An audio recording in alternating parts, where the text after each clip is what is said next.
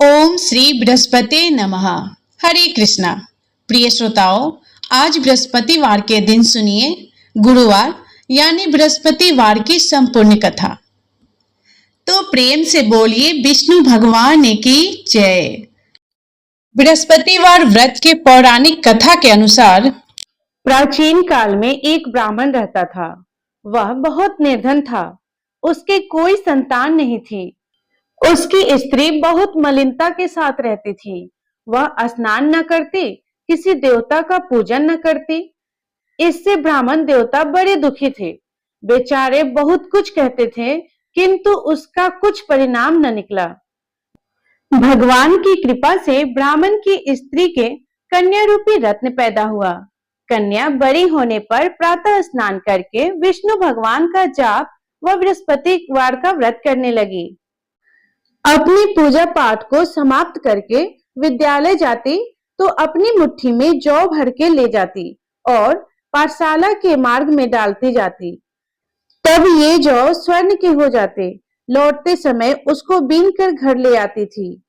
एक दिन वह बालिका सूप में उस सोने के जौ को फटक कर साफ कर रही थी कि उसके पिता ने देख लिया और कहा, हे बेटी, सोने के जौ के लिए सोने का सूप होना चाहिए।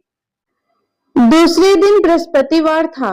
इस कन्या ने व्रत रखा और बृहस्पति देव से प्रार्थना करके कहा, मैंने आपकी पूजा यदि सच्चे मन से किया हो तो मेरे लिए सोने का सूप दे दो।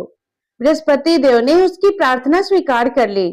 रोजाना की तरह वह कन्या जौ फैलाती हुई जाने लगी। तब लौटकर जौ बिन रही थी तो बृहस्पति देव की कृपा से सोने का सूप मिला। उसे वह घर ले आई और उसमें जौ साफ करने लगी, परंतु उसकी माँ का वही ढंग रहा। एक दिन की बात है कि वह कन्या सोने के सूप में जौ साफ कर रही थी। उस समय उस शहर का राजपुत्र वहां से होकर निकला। इस कन्या के रूप और कार्य को देखकर मोहित हो गया तथा अपने घर आकर भोजन तथा जल त्याग कर उदास होकर लेट गया। राजा को इस बात का पता लगा तो अपने प्रधानमंत्री के साथ उसके पास गए और बोले, हे बेटा, तुम्हें किस बात का कष्ट है? किसी ने अपमान किया है या फिर कोई और कारण है? बताओ, मैं वही कार्य करूंगा जिससे तुम्हें प्रसन्नता हो।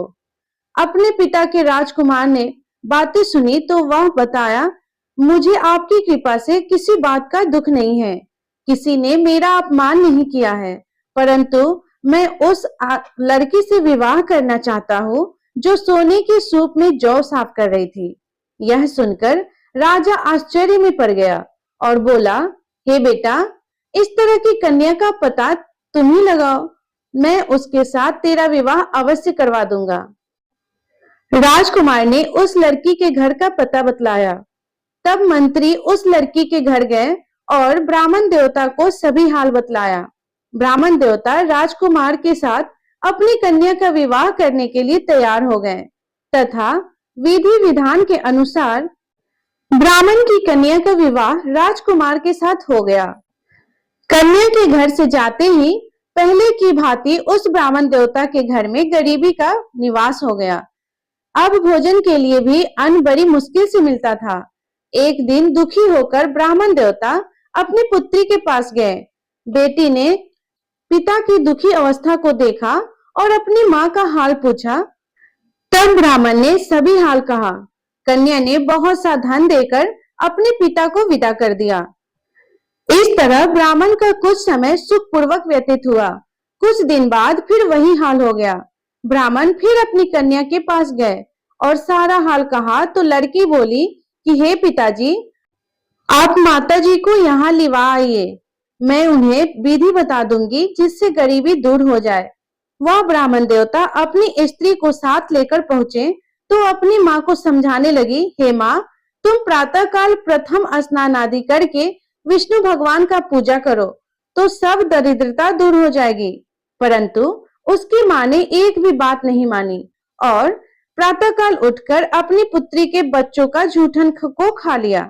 इससे उसकी पुत्री को भी बहुत गुस्सा आया और एक रात को कोठरी से सभी सामान निकालकर और अपनी माँ को उसमें बंद कर दिया।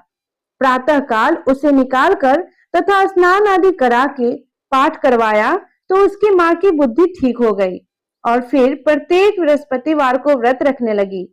इस व्रत के प्रभाव से उसके माँ बाप बहुत ही धनवान और पुत्रवान हो गए और बृहस्पति जी के प्रभाव से इस तरह के सुख भोग कर स्वर्ग को प्राप्त हुए।